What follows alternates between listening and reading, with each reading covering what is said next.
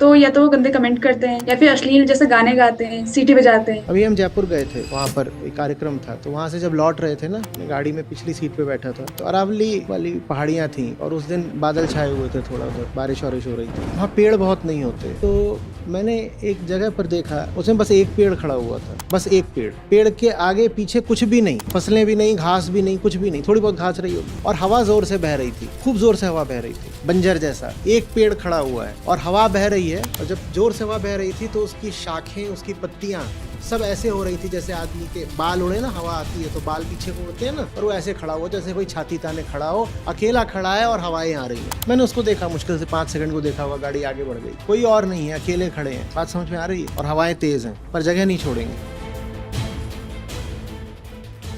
आचार्य जी, मैं बीएड की प्रशिक्षु हूँ अभी, और मैं इंटर्नशिप पे एक स्कूल में गई हुई हूँ। तो उस स्कूल में सभी जो विद्यार्थी हैं वो लड़के हैं। तो जब भी हम उन्हें मेनली पढ़ाने जाते हैं, तो या तो वो गंदे कमेंट करते हैं या फिर अश्लील जैसे गाने गाते हैं, सीटी बजाते हैं। ये क्लास के अंदर भी होता है और बाहर भी। मैंने इस बारे में अपने टीचर से भी बात की थी, तो उन्होंने वहाँ के वाइस प्रिंसिपल से मेरी बात कराई। वाइस प्रिंसिपल ने कोई एक्शन तो नहीं लिया, उन्होंने उल्टा मुझसे ही कह दिया कि आप ही नहीं कर पा रही हैं, आप ही के साथ ऐसा हो रहा है, आप ही टैकल नहीं कर पा रही हैं इस चीज़ को, बाकी के साथ तो नहीं हो रहा है।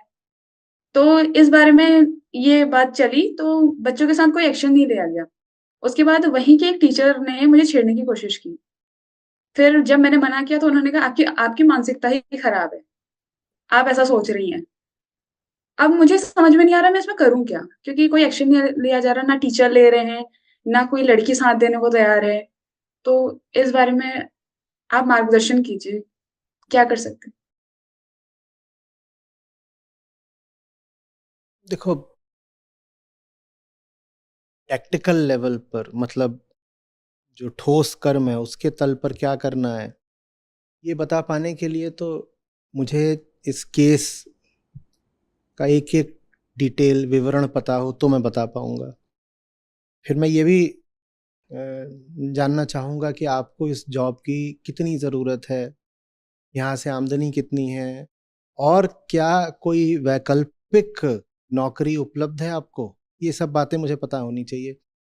नहीं तो अगर मेरा पहला उत्तर ये भी हो सकता है कि छोड़ दो इसको, अभी लात मार दो, जाके दूसरी जॉब ज्वाइन कर लो।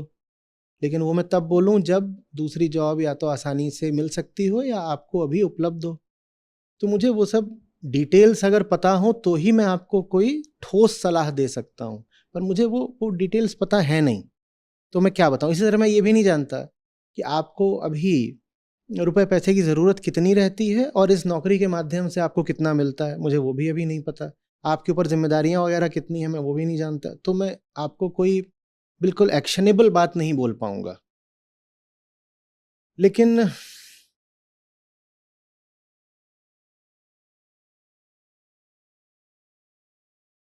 इतना ज़रूर बोलूंगा कि प्रतिकूल हालात में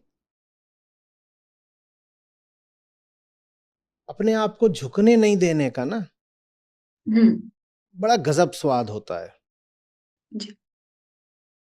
दुनिया जब चाहती हो कि आप दुनिया ही जैसे हो जाएं, दुनिया के ही तौर तरीकों के आगे सर झुका दें, उस समय आप अपनेपन पर डटे रहें, उसका आनंद अलग होता है। जो चीज आप जानती ही हैं कि गलत है, उसको मत करिए स्वीकार।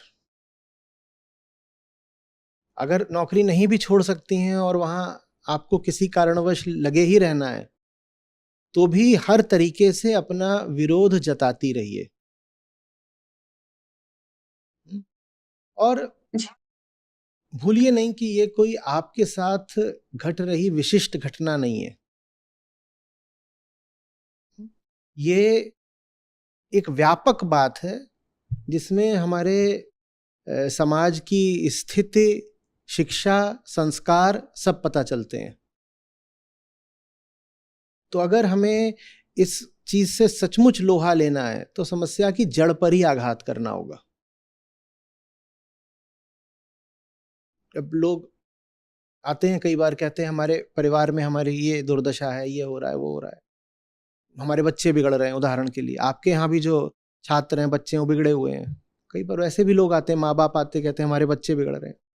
मैं कहता हूँ एक तो उसका तात्कालिक उपचार है कि बच्चे के साथ ऐसे ऐसे करो तो क्या पता उसको सद्बुद्धि आए, लेकिन अगर तुम्हें उसका असली उपचार करना है तो उस जगह के खिलाफ लड़ो जहां से सबको बिगाड़ा जा रहा है।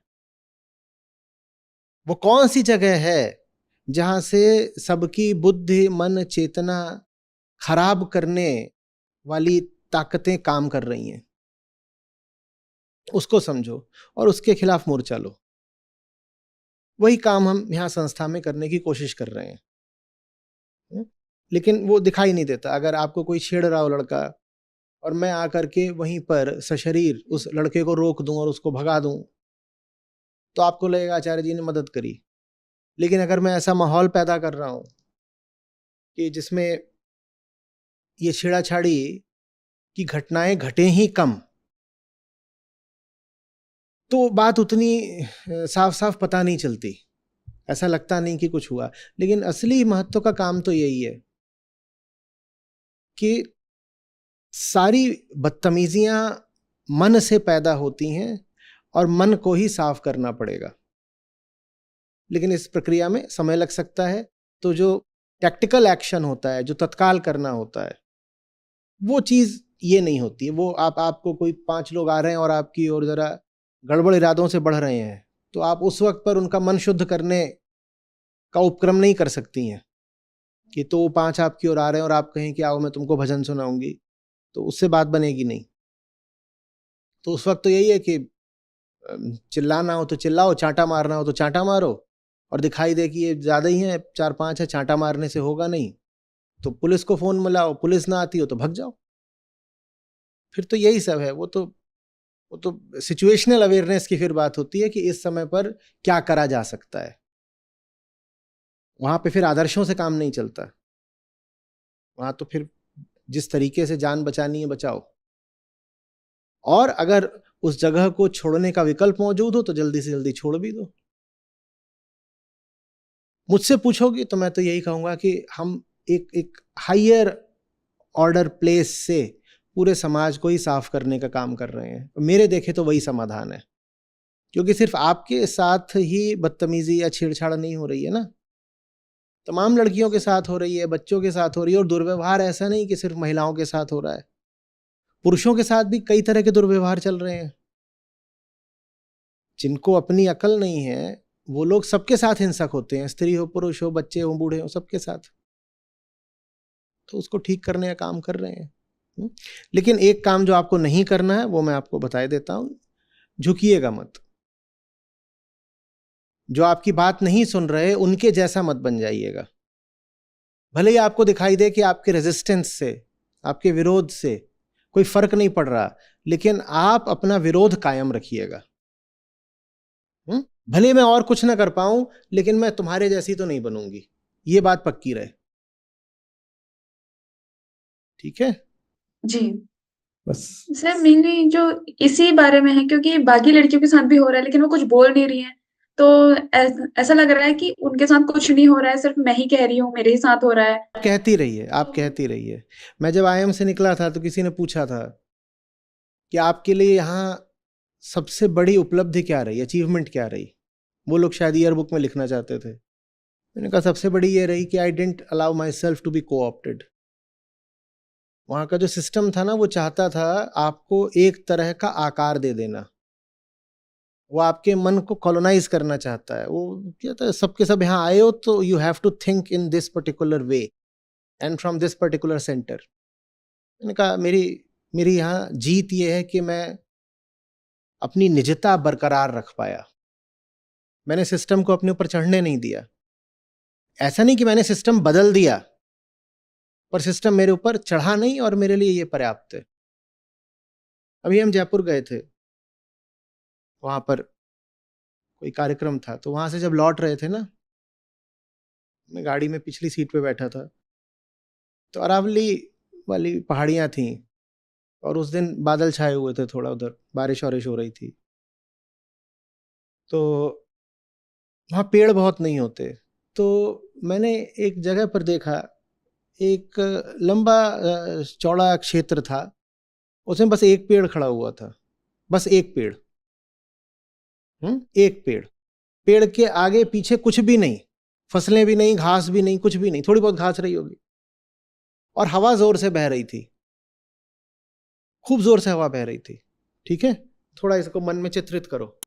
एक अकेला पेड़ खड़ा हुआ है, कोई और पेड़ नहीं दिखाई दे रहा, नजर में कुछ नहीं आ रहा, सब खाली है, एकदम सुनसान, बंजर जैसा। एक पेड़ खड़ा हुआ है और हवा बह रही है, और जब जोर से हवा बह रही थी तो उसकी शाखें, उसकी पत्तियां सब ऐसे हो रही थी जैसे आदमी के बाल उड़े ना, हवा आती है तो बाल पीछे को उड़ते हैं ना, तो वैसे ही उसकी पत्तियां भी पीछे को उड़ रही थी, उसकी शाखें भी ऐसे पीछे को थोड़ा मुड़ रही थी, पर वो ऐसे खड़ा हुआ जैसे कोई छाती ताने खड़ा हो, अकेला खड़ा है और हवाएं आ रही हैं। मैंने उसको देखा, मुश्किल से 5 सेकंड को देखा होगा, गाड़ी आगे बढ़ गई। बात समझ में आ रही है?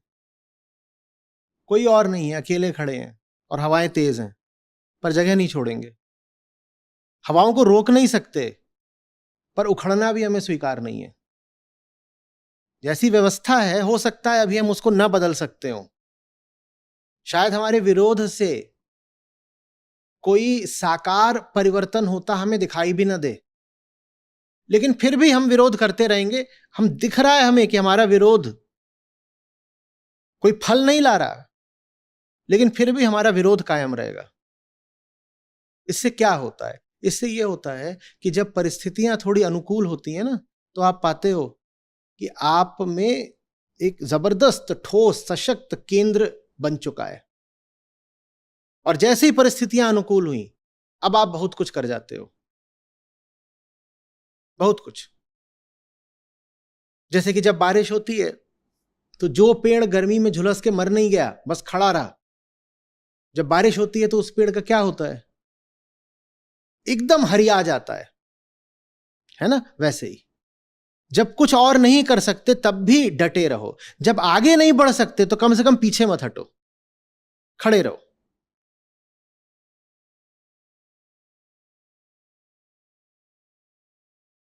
आप चित्रकारी करती हो तो उस पेड़ का चित्र बनाइएगा और कहिएगा ये।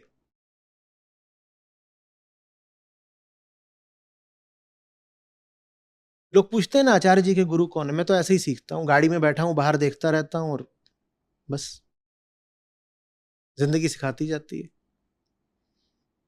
हाँ, नीयत मेरी ये रहती है कि मैं पेड़ से भी सीख लूंगा।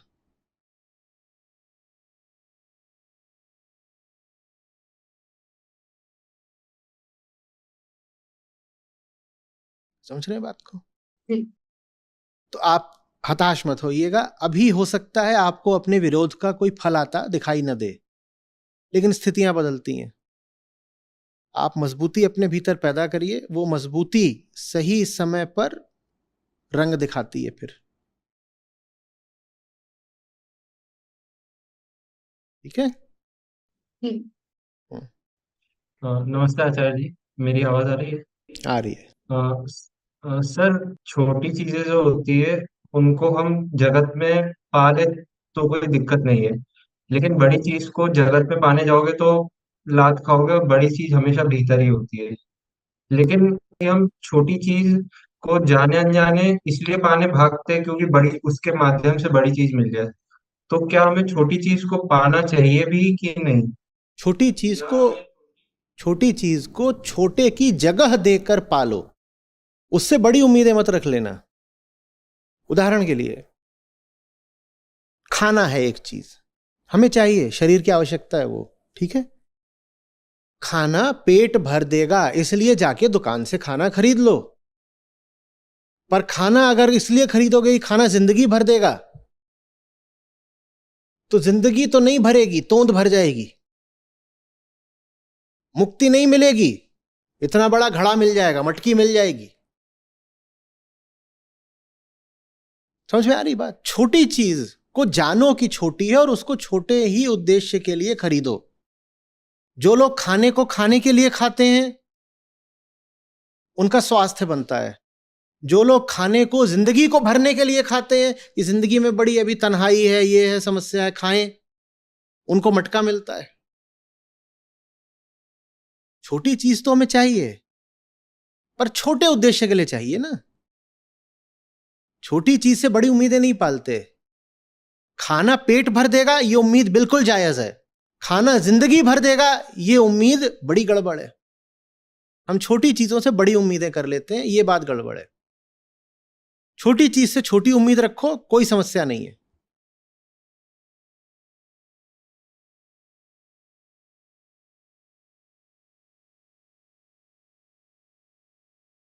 समझ में आई है बात या बस अवाक हो?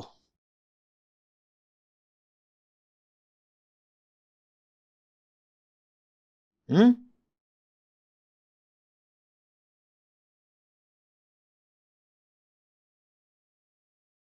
फिजिकल फुलफिलमेंट और साइकोलॉजिकल फुलफिलमेंट अलग अलग बातें हैं।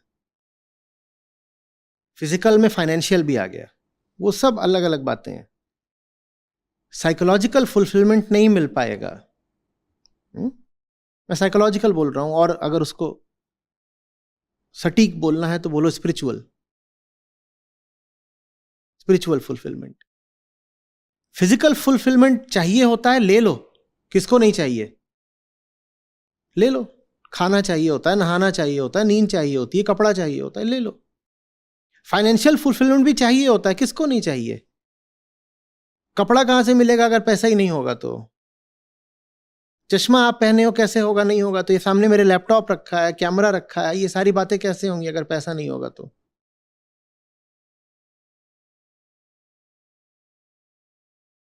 ले लो फाइनेंशियल फुलफिलमेंट, उसकी अपनी एक जगह है। लेकिन तुम ये सोचो कि पैसे से साइकोलॉजिकल फुलफिलमेंट मिल जाएगा, मानसिक पूर्णता मिल जाएगी, तो ये नहीं होने वाला। दुनिया में समस्या ये है कि लोग छोटी चीज से बड़ी जरूरत को पूरा करना चाहते हैं। वो सोचते हैं कि पैसे के माध्यम से मैं जिंदगी को पूरा कर लूंगा, कि मैं पैसे से पूर्णता खरीद लूंगा। पैसे से पूर्णता नहीं खरीद पाओगे, लेकिन बहुत सारी चीजें हैं जो तुम पैसे से खरीद सकते हो, उनको बेशक खरीदो। लेकिन उनको जब खरीदो तो कभी ये उम्मीद मत कर लेना कि उनसे पूर्णता मिल जाएगी। और जब ये उम्मीद नहीं रहती ना कि पैसा पूर्णता दे देगा, तो आदमी अंधों की तरह पैसे के पीछे नहीं भागता। फिर हमारी सबकी सीमित जरूरतें हैं, पैसा चाहिए होता है, पर उतना भी नहीं जितना लोगों की कामनाएं होती हैं, हवस होती है। लोग बिलियन बिलियन डॉलर रख के बैठे हुए हैं और उनके पास जिंदगी का कोई उद्देश्य नहीं। उनसे पूछो तूने कमाया क्यों, कोई उत्तर नहीं है। उत्तर यह है कि उन्हें लग रहा है कि और कमाऊंगा तो शायद भीतर की बेचैनी मिट जाए, खोखलापन भर जाए। वो भरेगा नहीं कभी। डायमेंशनल डिफरेंस है ना।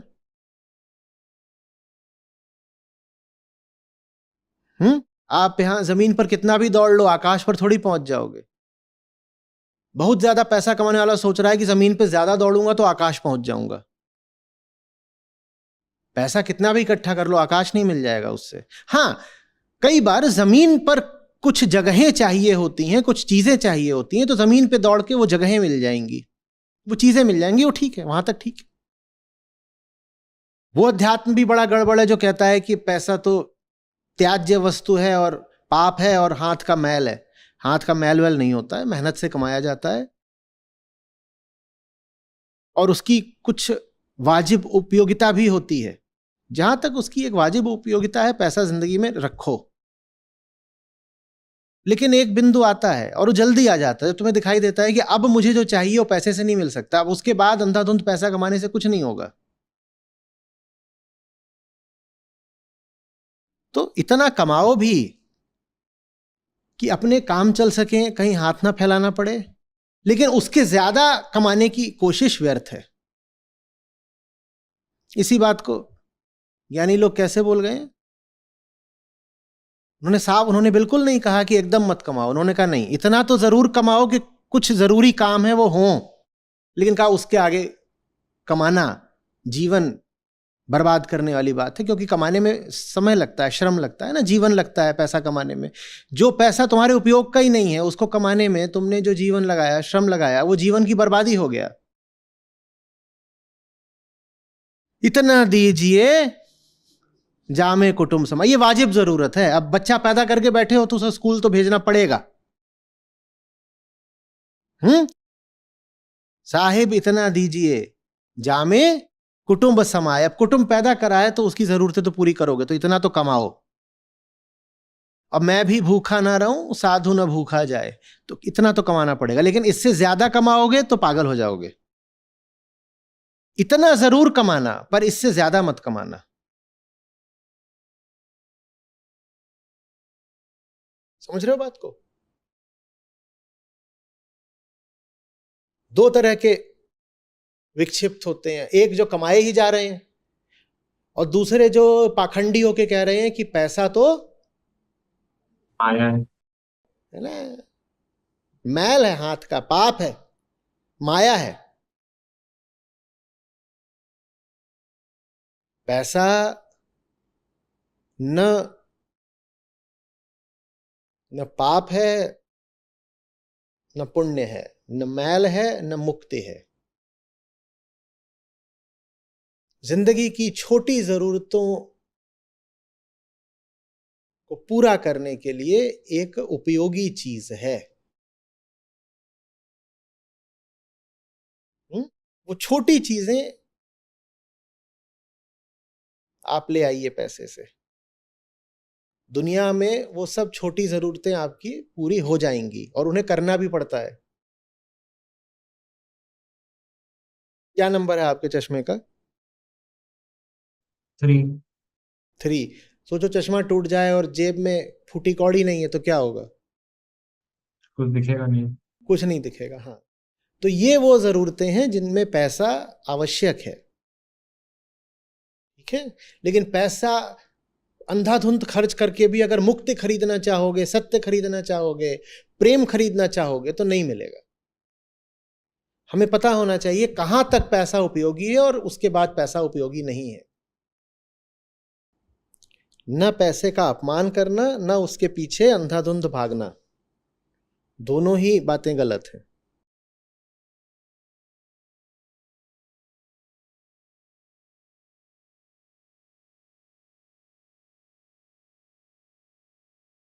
पैसे की बात हम क्यों कर रहे हैं? क्योंकि पैसा मटेरियल को खरीदता है, और दुनिया क्या चीज है? मटेरियल चीज है। आपने कहा ना छोटी जरूरतें दुनिया में पूरी हो जाती हैं। हाँ, तो दुनिया माने पदार्थ, मटेरियल, जिसका रिश्ता पैसे से है।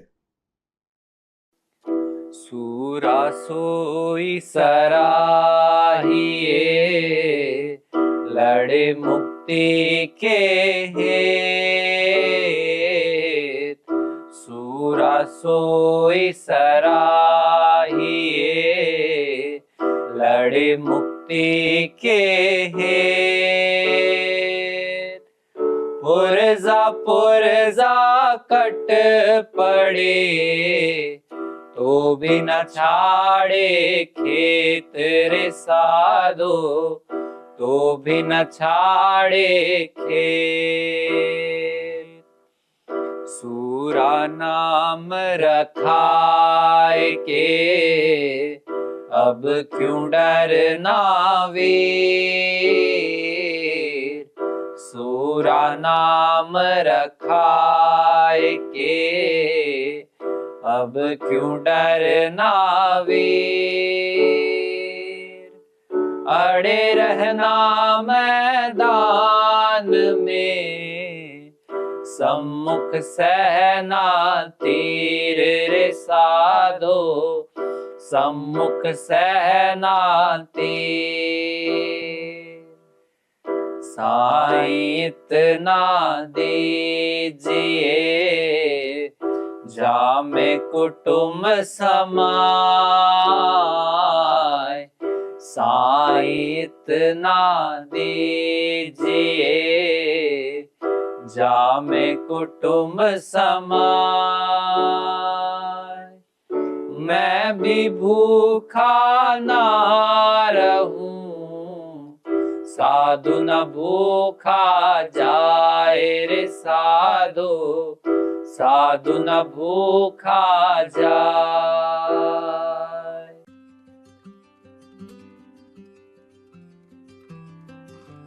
सबसे पहले तो मैं धन्यवाद करना चाहता हूँ आचार्य जी का, जो कि मेरी और हम सब की जिंदगी में कृष्ण बनकर आए हैं। और मैं पिछले 4 और 5 साल से सर को सुन रहा हूँ, और मैं खास तौर पर सारी आपकी टीम का भी धन्यवाद करना चाहता हूँ, जो इतने बढ़िया तरीके से अपने साथियों को लेकर चलते हैं। और आचार्य जी के बारे में मैं कहना चाहता हूँ कि मेरी ज़िंदगी के कुछ जो प्रैक्टिकल क्वेश्चन थे, मैं शायद सोचता था कहीं वो हल नहीं हो पाएँगे। आचार्य जी के साथ जुड़ने के बाद वो बहुत सारे जो सवाल हैं, वो ज़िंदगी के हल हो गए हैं, और बहुत बढ़िया क्लैरिटी मिली है। और मैं आस करता हूँ कि आपका जो मिशन है, आचार्य जी जो मिशन लेकर चल रहे हैं, वो बहुत आगे बढ़े, क्योंकि जैसे कोई भी आदमी जब सत्य की राह पे चलता है, तो उसके दुश्मन भी बहुत बन जाते हैं। और जैसे मैं सोचता हूँ, समझता हूँ, आपकी जो संस्था है, उसके भी बहुत सारे दुश्मन भी बन रहे हैं।